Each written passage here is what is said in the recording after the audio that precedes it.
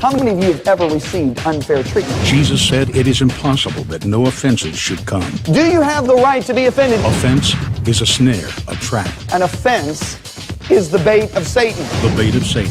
John Bevere's best-selling book has changed lives all over the world. God's word, His promise, will always come to pass as long as you don't get offended. And now, John Bevere Ministries presents The Bait of Satan Curriculum, a 12-part series designed to free you from the snare of offense. What you do with the offense will determine your future.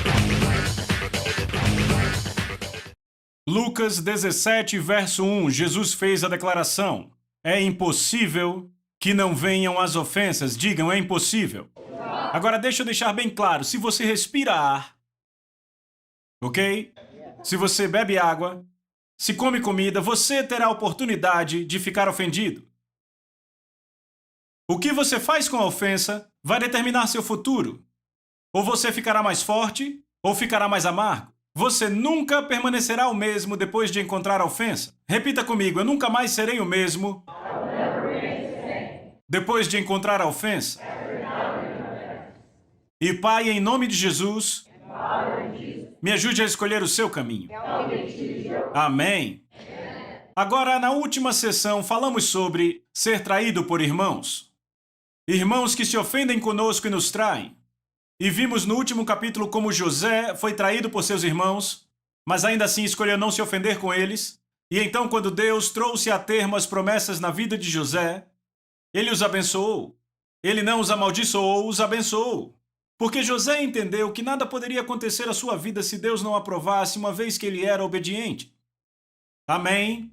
Ninguém pode tirar você da vontade de Deus. Nenhum homem, nenhuma mulher, nenhuma criança pode fazer isso. Os irmãos de José tentaram, disseram, vamos matá-lo e vamos ver se ele nos lidera, certo? No entanto, não conseguiram fazer isso porque Deus sabia, antes mesmo de eles nascerem, antes de Deus dar o sonho a José, o que seus irmãos fariam. De fato, José disse, não foram vocês que me trouxeram aqui, foi Deus que me trouxe aqui. José disse isso, lemos em Gênesis e também no livro de Salmos. O salmista diz que Deus enviou um homem antes deles, não que eles enviaram. Estão comigo? Quando você realmente entende que nada pode vir à sua vida sem Deus permitir, isso realmente te liberta, porque tudo que você passa, ouça, tudo que você passa, qualquer coisa, Deus vai usar como um calço para a sua vida se você responder em obediência. Alô? Deixe-me ler direto do livro. Frequentemente a coisa que parece como um aborto do plano de Deus, na verdade acaba sendo a estrada para o seu cumprimento, se ficarmos na obediência e livres da ofensa. Os filhos de Israel se ofenderam, abortaram o plano e abortaram seu chamado. José escolheu ficar doce, escolheu ficar obediente e Deus cumpriu o plano de Deus em sua vida. Veem isso? Agora, uma coisa é ser traído por um irmão. É uma coisa inteiramente diferente, ouçam com atenção. Receber tratamento injusto ou até mesmo traição de um pai ou um líder. Eu disse na primeira sessão que aqueles que mais podem te ofender são aqueles sobre os quais você tem mais expectativas. É normal que tenhamos expectativas maiores com líderes porque esperamos que eles nos nutram, que nos ajudem a crescer para sermos o tipo de pessoa que Deus quer, certo? Davi experimentou a rejeição de um pai. Eu quero falar sobre Davi. Quando Davi era jovem, a vida dele e a vida de Saul se encontraram antes de eles se encontrarem. Foi quando Samuel foi à casa de Davi, e Samuel ungiu Davi para ser o próximo rei de Israel. Seus 7 irmãos mais velhos passaram, e Deus disse, há um que eu estou buscando. Veja, uma coisa é nós perseguirmos Deus, outra coisa é Deus nos perseguir. Estão comigo? E eu não sei vocês, mas eu adoraria ser alguém que Deus busca. E Deus estava buscando a Davi e enviou o profeta à sua casa. E o profeta viu todos aqueles que pareciam ser o candidato perfeito ao próximo rei, e Deus disse, é aquele ruivinho que cuida das ovelhas que eu busco. Amém? Então agora, Davi foi ungido para rei. Você imagina os pensamentos que passaram por Davi? Quando o óleo descia por Davi, ele pensava, esse é o profeta de Israel, aquele que ungiu o rei Saul, e ele dizia, eu serei o próximo rei. Bem, o tempo passa e lá no palácio Saul está atormentado. E os homens de Saul que o cercavam tinham de encontrar um músico habilidoso e lembraram, ei, há aquele filho de Jessé que toca a harpa muito bem. Então trouxeram Davi, Davi começa a ministrar a Saul musicalmente, e Davi acha aquilo fenomenal. É minha posição de entrada. Então mais tarde, os filisteus e Israel estão em guerra. E já estavam em guerra há algum tempo, e o pai de Davi diz: eu quero que você leve comida a seus irmãos e veja como eles estão. Quando ele chega, vê todos assustados atrás de pedras, se escondendo de um gigante que tem cerca de 3 metros de altura.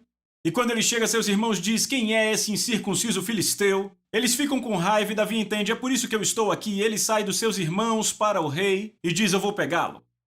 E Davi pergunta no processo: o que será dado ao homem que matar o gigante? E eles dizem: receberá a mão da filha do rei em casamento. E Davi diz: rapaz, estão comigo? Então Davi diz ao rei: eu matarei. E Davi vai e mata Golias. Então a filha do rei Saul, Mical, é dada em casamento. Agora o rei Saul pede que ele se mude para o palácio. Davi se torna amigo de Jonathan. Ele agora come à mesa do rei, e o rei Saul, na verdade, faz de Davi seu escudeiro. Então Davi pensa com seus botões. Ele pensa: é fenomenal. O que Deus profetizou está acontecendo. Eu fui trazido ao palácio do rei, eu comi à sua mesa, tenho favor com seus filhos, eu sou seu escudeiro, eu tenho a mão de sua filha em casamento. Esse rei vai me mencionar um dia e me pôr no trono. Uau, o plano de Deus se desdobra diante dos meus olhos. Bem, voltaram de uma batalha e você sabe o que houve. As mulheres começaram a proclamar, disseram: Saul matou seus milhares e Davi matou dezenas de milhares. E Saul fica com raiva e com ciúme. Então agora Davi ministra ao rei algumas vezes no palácio, e o rei pega uma lança e tenta pregar Davi na parede. E depois da segunda vez, Davi, que era um cara esperto como qualquer outro, diz: eu vou sair daqui, senão eu vou virar um quadro, ok? E então ele vai embora. Pelos próximos 14 anos, agora ouça com atenção, Davi não mora mais em casa, no conforto da sua própria cama, no abrigo dos seus próprios pais e irmãos. Ele agora tem vivido em cavernas e em desertos. Sua vida agora está totalmente mudada. Desde a idade de 16 anos até a idade de 30 foi onde ele teve que morar. E esses são os melhores anos da vida de alguém, sabe? E só por uma razão, porque o seu líder está tentando matá-lo. Agora, em 1 Samuel 24, Saul descobre que Davi estava no deserto de En-Gedi. Certo? E quando Saul sai, ele sai com 3.000 dos melhores guerreiros de Israel para fazer uma coisa, amigos: matar Davi. Agora você consegue imaginar, se você é uma pessoa e o seu líder está querendo te destruir absolutamente. Agora ouça, estamos falando de um líder sob o qual Deus te pôs. Estão comigo? Não foi o diabo que pôs Davi sobre Saul, foi o Senhor. Estão comigo? Saul vem com esses 3.000 guerreiros e eles chegam numa caverna em En-Gedi. Dentro da caverna é um pequeno lago. E Saul e seus homens tiram a armadura, ou eles estavam tomando banho ou estavam usando o banheiro, se é que vocês me entendem. Então estão completamente desarmados. Agora Davi e seus homens estão na parte de trás da caverna. E seus homens dizem: ei, Davi, é isso, Deus está te dando seu inimigo. Deus literalmente o trouxe às suas mãos. Todos desarmados, podemos ir a eles e matar um por um assim, sem perder nenhum homem. E o que Davi está pensando? Agora ouça. Davi está pensando: alguém mentiu para o meu líder. Alguém virou o coração dele contra mim. Alguém disse a ele que eu era rebelde, que eu ia tirar seu reino, seu ministério dele. Vem, amigos, deixa eu dizer. Quantos sabem que há líderes bons e líderes cruéis? Quantos sabem que isso é verdade? Posso ver sua mão, quero ter certeza. Quantos sabem que Deus ordena ambos? Veja, ele não faz o líder mal, mas ele põe autoridade em um líder que pode ter uma personalidade ruim. Estão comigo? Mas ele vai usar esse. Ok? Então aqui está Davi, debaixo de um líder desses, e seus homens o encorajando, e o que eu percebo é que toda pessoa que está recebendo tratamento adverso de um líder passa por isso constantemente. O que eu fiz para ele virar seu coração contra mim? O que eu fiz? Que pecado cometi? O que eu fiz de errado? Amigo, às vezes você não fez nada de errado. Não é sempre assim, mas na maioria das vezes, muitas vezes, é o filho ou a pessoa que está seguindo que comete o erro. Mas há vezes em que os líderes, seu caráter ainda não está desenvolvido, construído, mas Deus vai usá-los como o quê? Como vasos de purificação, amém? Então Davi está pensando: o que eu fiz que fez com que Saul se virasse contra mim. Eu sei o que farei. Vou provar minha inocência para ele. Eu vou provar que eu não sou rebelde, não estou tentando tirar sua vida nem seu ministério. Então Davi vai e corta um pedaço do manto de Saul. E ele pega e se afasta a uma grande distância. E quando Saul sai da caverna, Davi clama com alta voz. Ele diz: Saul, meu pai, meu pai. Essas são as palavras exatas. Você está em 1 Samuel 24. Veja aqui, verso 5. Agora aconteceu depois que Davi se perturbou, porque cortou o manto de Saul. Sabe o que eu amo nisso? Na King James diz que o coração de Davi bateu nele. Davi era tão terno para com Deus que mesmo quando ele cortou o manto do seu líder, seu coração o condenou por cortar o manto. Veja como seu coração era terno para com seu líder, e esse era o líder que queria matar ele e que fez sua vida ficar de cabeça para baixo por anos. Verso 6, e disse a seus homens, o Senhor me guarde de fazer isso, ao meu mestre ungido de Deus, estender minha mão contra ele, vendo que ele é ungido do Senhor. Verso 7, então Davi conteve seus servos com essas palavras, e não permitiu que se levantassem contra Saul. Saul saiu da caverna e tomou seu caminho. Davi também se levantou depois, saiu da caverna e chamou Saul, dizendo, meu senhor, o rei. Quando Saul olhou para trás, inclinou-se Davi e lhe fez reverência com o rosto em terra. Davi disse a Saul, por que você dá ouvido a esses homens que dizem, certamente Davi busca teu mal? Veja, hoje teus olhos viram que o Senhor te entregou em minha mão na caverna, e alguns me disseram para te matar, mas minha mão te poupou. E eu disse, eu não vou estender a minha mão contra o meu Senhor, pois ele é ungido do Senhor. Verso 11. Além disso, meu pai, repita, meu pai. Agora você vê o que Davi está fazendo, ele está clamando, por favor, seja um pai para mim. Por favor, seja um líder para mim. Eu apenas quero ser seu filho. Além disso, meu pai, veja aqui a orla do seu manto em minha mão. Pois pelo fato de eu ter cortado a orla do seu manto e não te matado, saiba e veja que não há nem mal, nem rebelião em minha mão. E eu não pequei contra você, ainda que casses a minha vida. Então veja que Davi é muito claro tentando mostrar a Saul, não há rebelião em mim. Eu não estou interessado em te destruir. Agora, Saul olha para Davi e diz, Davi, você é mais justo do que eu sou, que Deus te abençoe, e Saul vai embora. Agora vocês imaginam o alívio de Davi, amigos? Tendo provado sua inocência ao seu líder. Então agora ele pensa, certo, agora ele não vai mais caçar minha vida e possivelmente vai me restaurar, porque ele pode ver que eu não quero destruí-lo nem tirar seu ministério. No entanto, 2 capítulos depois, Davi está no outeiro de Áquila, Saul ouve sobre isso, e lá vai Saul com aqueles mesmos 3.000 guerreiros, em 1 Samuel 26. Agora, quando ele faz isso, é aí que fica bom. Deus põe todo o exército em profundo sono vindo do Senhor. Certo? E Davi sabe disso. Repita, sono profundo do Senhor. Então esse não é um sono comum. Deus literalmente derruba esses caras, e quando Deus derruba alguém, ninguém acorda. Certo? Então Davi diz, ei, Deus os colocou em profundo sono, Deus revela isso a Davi. Então ele olha para os homens e ele diz, certo, eu vou para o acampamento de Saul, quem vem comigo? E o Senhor pega o cara perfeito, Abissai, que é o irmão de Joabe, que é sedento por sangue. Você entende? Abissai matava quem olhasse torto para ele, entende? Então Abissai e Davi se esgueiram até o acampamento, e eles passam por todo o caminho até o centro do acampamento, onde estavam Saul e Abner. E lá estava Saul derrubado, Abner ao seu lado derrubado. E Abissai pega a lança, e Abissai diz, certo, Davi, é só você falar, só dar o comando, e eu enfio isso aqui nele e ele nunca mais levanta. Davi? Davi não diz nada. Ele não fala nada. E Abissai vira para ele e faz, o que você está fazendo? Me dê a ordem. Davi não diz nada. Abissai diz, qual é o problema, cara? Ouça, Davi, ele veio para te matar. E você provou sua inocência a ele há 2 capítulos atrás, Davi.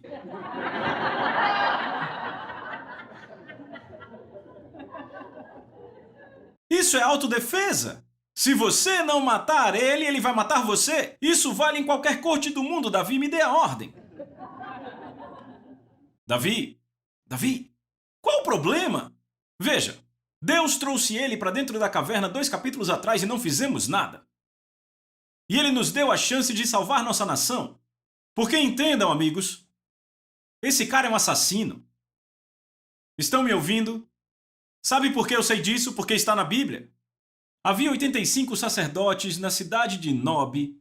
Davi foi àquela cidade para pegar pão, e os sacerdotes lhe deram pão, e oraram por ele, e deram a ele espada e conselho. E quando Saul ouviu, ouçam, quando Saul ouviu que eles deram assistência a Davi, Saul matou 85 dos sacerdotes. Não só os sacerdotes, matou-lhes as esposas e os bebezinhos.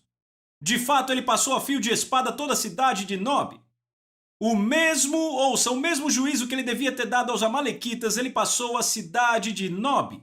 Ele matou a sangue frio 85 sacerdotes. Agora ouçam. Eu não sei vocês, mas eu nunca tive um líder que matou 85 sacerdotes, 85 ministros. De fato, eu não conheço ninguém na América que está no ministério que matou 85.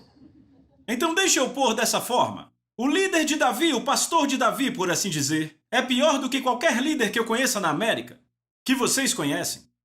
Até onde sabemos. Estão comigo? Então Abissai olha e diz, ele é um assassino. Ele matou toda a cidade de Nob, matou as criancinhas, matou os sacerdotes. Deus deu ele para nós, para libertar a nação, ele vai destruir a nação. Será que você não entende? E Davi não diz nada. Finalmente Abissai põe a lança de lado e diz, espera aí, Davi, por que você acha que Davi pôs esse exército em profundo sono? Ele pôs esse exército em sono profundo porque Deus quer a nossa nação livre desse assassino. E Davi olha para Abissai. Sabe o que ele diz? Não toque nele. Não toque nele. Repita, não toque nele. Veja o verso 9. Mas Davi disse a Abissai, não destrua ele. Pois quem pode estender a mão contra o ungido do Senhor? Outras versões dizem o líder do Senhor. Repita, líder. E ficar inocente. Davi disse, pois tão certo como vive o Senhor, este o ferirá.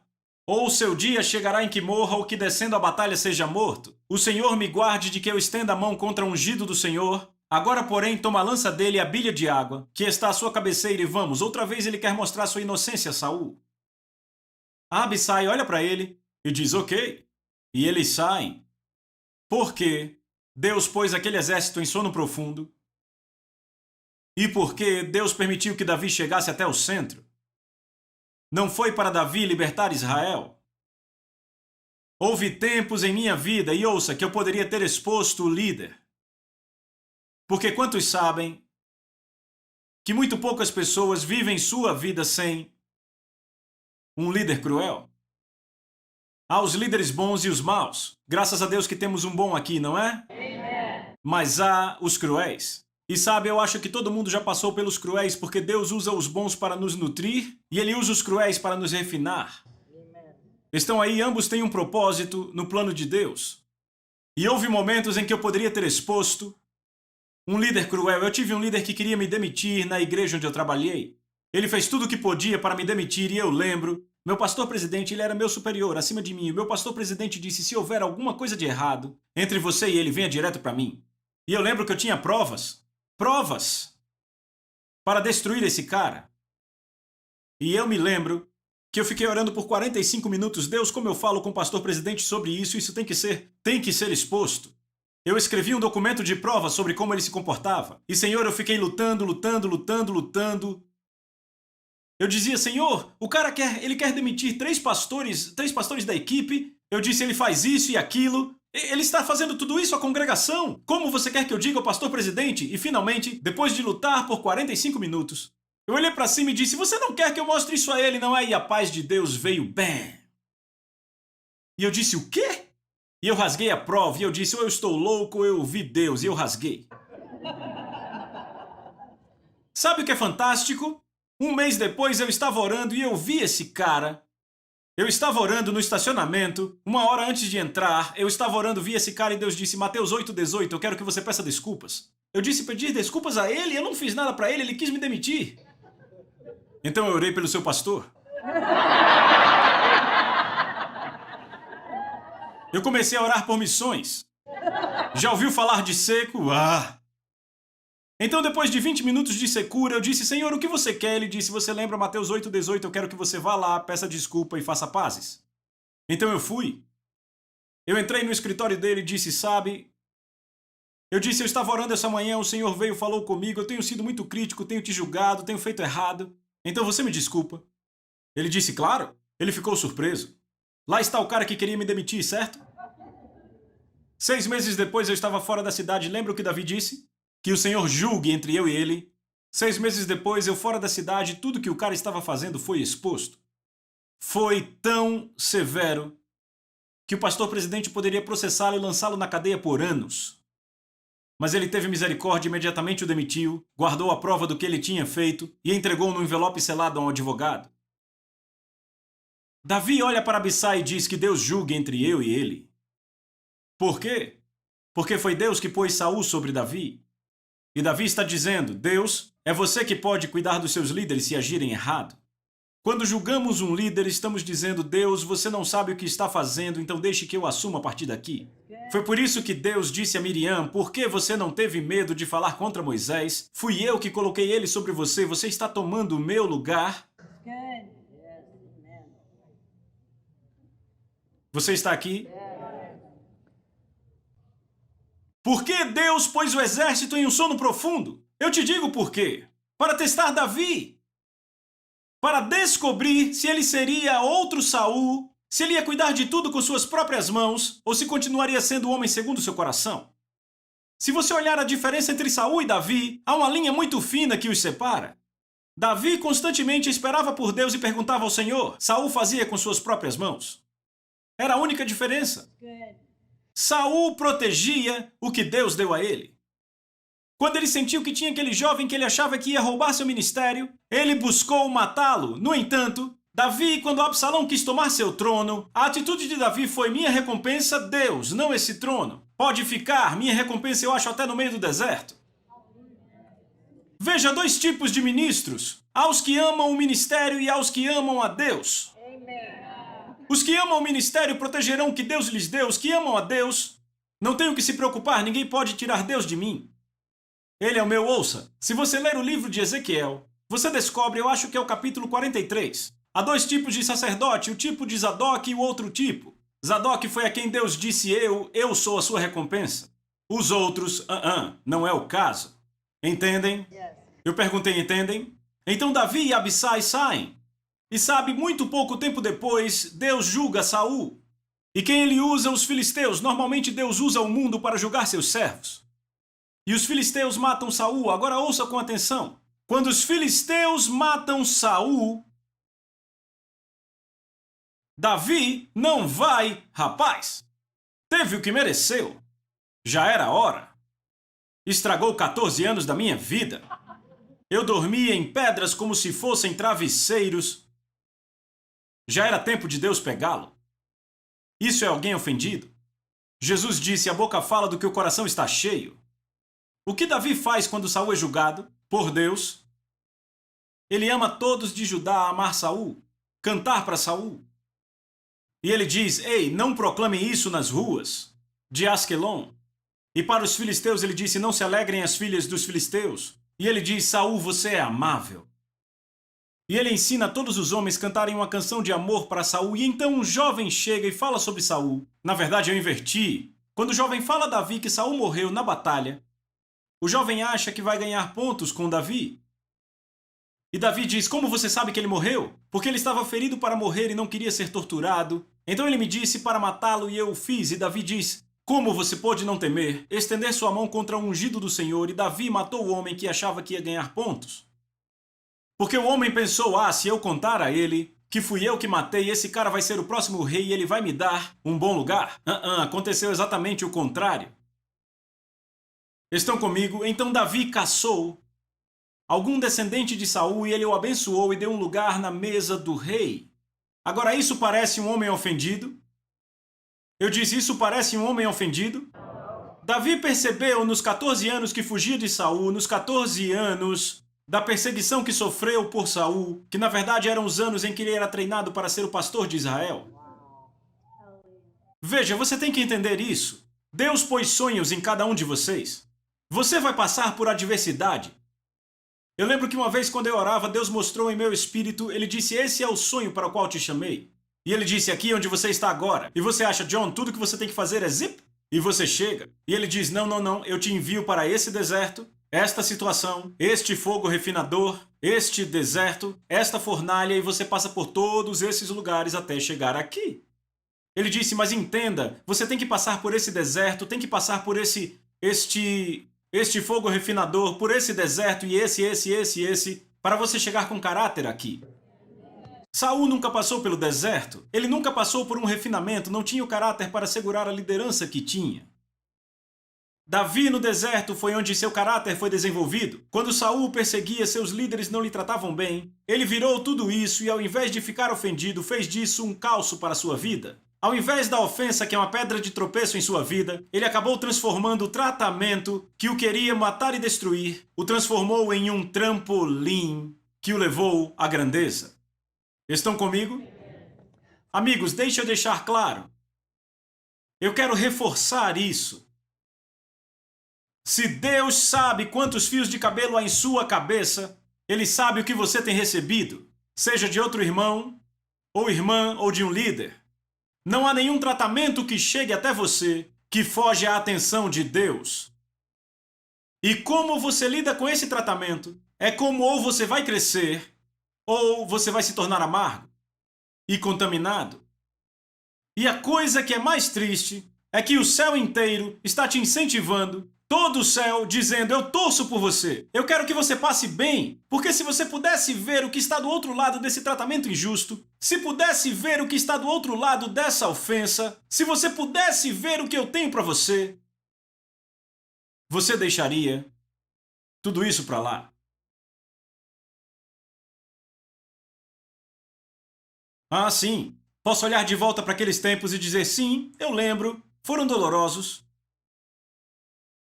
Doeu, vieram perguntas, muita dor em meu coração, mas quando olho agora, foram tempos de tesouros, porque sendo honesto, os tempos mais difíceis da minha vida, e eu digo que não há nada pior do que tratamento injusto, ainda mais de um líder, os tempos mais difíceis da minha vida, eu olho, foram os maiores trampolins, grandes tempos de crescimento que eu já encontrei. E o triste é quantas pessoas não tiram bênçãos disso, porque elas não veem o agir do Espírito Santo em sua vida naqueles momentos. Eu estava falando com meu querido amigo Kevin, e eu disse, Kevin, eu estou convencido que um passo de obediência, quando não se tem vontade, vale muito mais do que 1000 passos de obediência quando se tem. O céu vai revelar isso.